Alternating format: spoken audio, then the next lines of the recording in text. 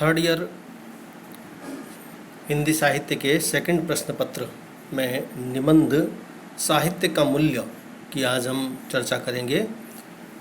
यह निबंध बाबू गुलाब राय के द्वारा लिखा गया है। बाबू गुलाब राय हिंदी के प्रख्यात आलोचक, निबंधकार और संपादक रहे हैं। इनके निबंध शैली की एक सबसे महत्वपूर्ण विशेषता है कि पांडित्य प्रदर्शन के साथ साथ सरसता और गंभीरता और विनोद प्रियता, यानी निबंध को बहुत इतनी सरल शैली में ये लिखते हैं कि कई बार लगता है कि निबंध कठिन है और कई बार लगता है कि यह निबंध तो बहुत सरल है। तो इस प्रकार का जो समन्वय है वह समन्वय इनके निबंधों में अन्य क्षेत्रों में भी दिखाई देता है, जैसे प्राचीनता और नवीनता का समन्वय, भारतीय और पाश्चात्य विचारधारा का समन्वय।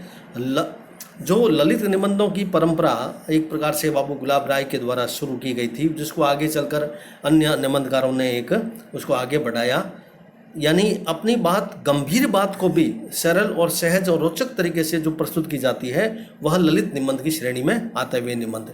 बाबू गुलाब राय इसमें सिद्धहस्त थे।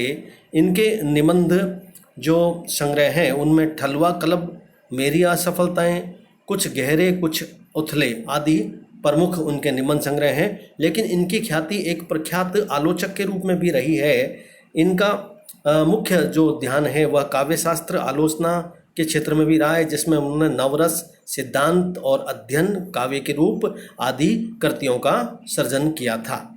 व्यवहारिक आलोचना के क्षेत्र में बाबू गुलाब राय का स्थान तो बहुत ही ऊंचा है और व्याख्यात्मक शैली के अंतर्गत अनेक ऐसे इन्होंने गुणों को अपनाया है जो आलोचना शैली की अपनी एक अलग विशेषता या अलग छाप छोड़ते हैं।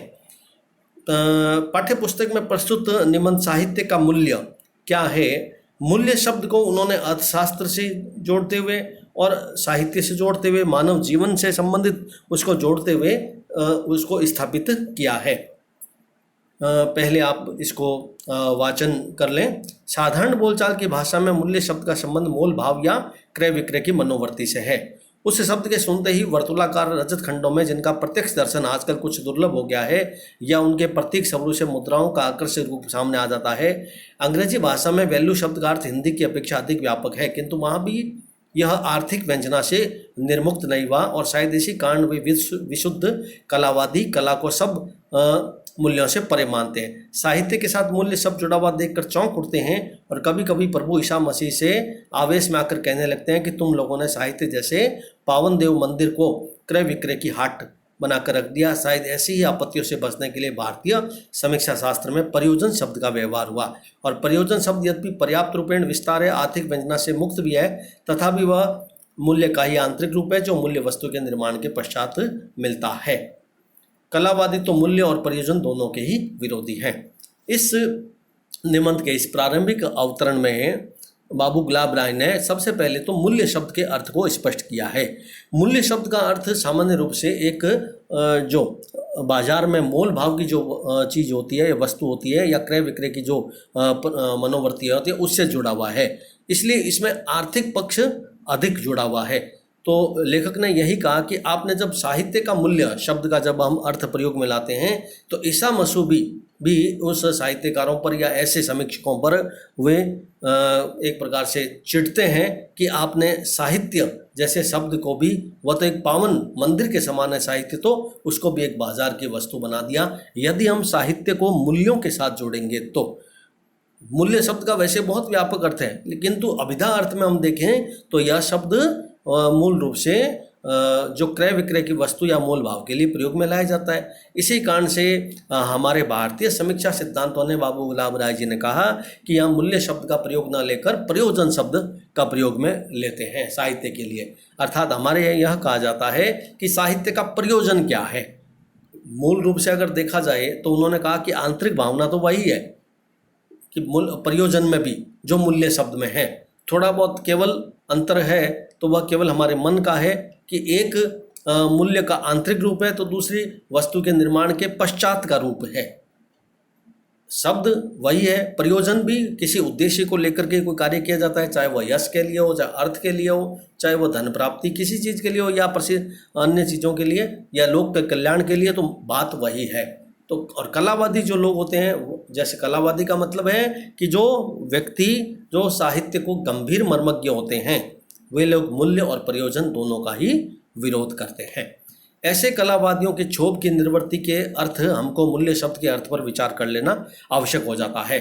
साधारणतः हम उसी वस्तु को मूल्यवान कहते हैं जो या तो सीधे तौर पर से हमारे उपयोग में आ सके या हमारे लिए उपयोगी वस्तुओं को जुटा सके और भविष्य में जुटा सकने की सामर्थ्य रखे।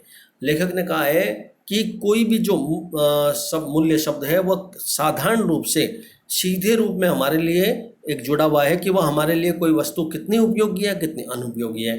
तो साहित्य में यदि हम मूल्य शब्द का प्रयोग रखते हैं तो हमारे लिए वही प्रश्न खड़ा हो जाता है कि साहित्य हमारे लिए कितना उपयोगी है या कितना अनुपयोगी है। ऐसा संभव नहीं है। साहित्य तो उपयोगी ही होता है। मूल्य शब्द तो केवल धन के अर्थ में ही इसका प्रयोग हम ले सकते हैं। वह आर्थिक जो व्यंजना है यानी हमारे जो हृदय को एक आर्थिक दृष्टिकोण से जो शब्द जोड़ता है वह मूल्य शब्द जोड़ता है। अंग्रेजी भाषा में जो वैल्यू शब्द है ना, वह हिंदी की मूल्य शब्द हिंदी में वह अधिक महत्व रखता है वैल्यू की अपेक्षा। फिर भी उसका अर्थ काफ़ी हद तक यही लिया जाता है। मूल्य शब्द आर्थिक व्यंजना से कभी मुक्त नहीं हो पाएगा, ऐसी धारणा बाबू गुलाब राय जी की यहाँ पर व्यक्त हुई है। हम उपयोगी उसी वस्तु को मानते हैं जो हमारी किसी आवश्यकता की पूर्ति कर सके। कूड़ा करकट जब हमारी किसी आवश्यकता की पूर्ति नहीं करता तो अनुपयोगी समझकर फेंक देते हैं, किंतु वही जब खाद बनकर उद्यान के फूल या गोभी टमाटर की पूर्ति करता है तो वही उपयोगी और मूल्यवान है बन जाती है। कहने का लेखक का आशय यह है कि जो मूल्य शब्द है वह किस रूप में हमारे लिए प्रयोग में आता है। यदि वह जो चीज़ उपयोगी वस्तु होती है, कई बार हम उसको कूड़ा करकट समझकर अनुपयोगी समझकर फेंक देते हैं, लेकिन वही खाद बन करके हमारे लिए फूल या सब्जी जो फल है वह बन करके फल फूल सब्जी बन करके हमारे सामने आती है। तो लेखक ने यहाँ पर कहा है कि यह जो शब्द है साहित्य में जो मूल्य शब्द है वह शब्द निश्चित रूप से मनुष्य के एक समझने की के गहरे अर्थ को व्यक्त करता है कि उसको साधारण शब्द ना समझें। उस मूल्य शब्द को आवश्यकता केवल भौतिक जगत में ही सीमित नहीं रहती है, क्योंकि हमारी मानसिक और जो आध्यात्मिक क्षमता होती है उसे भी हमें विकसित करना चाहिए। जो वस्तुएं इन आवश्यकताओं की पूर्ति करती है, अर्थात केवल भौतिक जगत की नहीं, हमारी मानसिक और आध्यात्मिक जो हमारा मस्तिष्क है उसकी जो पूर्ति भी करता है, तो वह भी हमारे लिए उपयोगी और मूल्यवान समझी जा सकती है। तो जो वस्तुएं हमारी आवश्यकताओं की पूर्ति करें, लेखक के अनुसार वही उपयोगी है, वही मूल्यवान है। तो इस दोनों अवतरण में लेखक ने हमारे सामने मूल्य का अर्थ, साहित्य में मूल्य शब्द का प्रयोग और मूल्य शब्द है वह उपयोगी और अनुपयोगी किस रूप में वह हमारे लिए प्रयोग में आता है, उसको यहाँ पर एक विस्तृत रूप में हमारे सामने इसको स्पष्ट करते हुए अपने निबंध को भी आगे बढ़ा रहे हैं।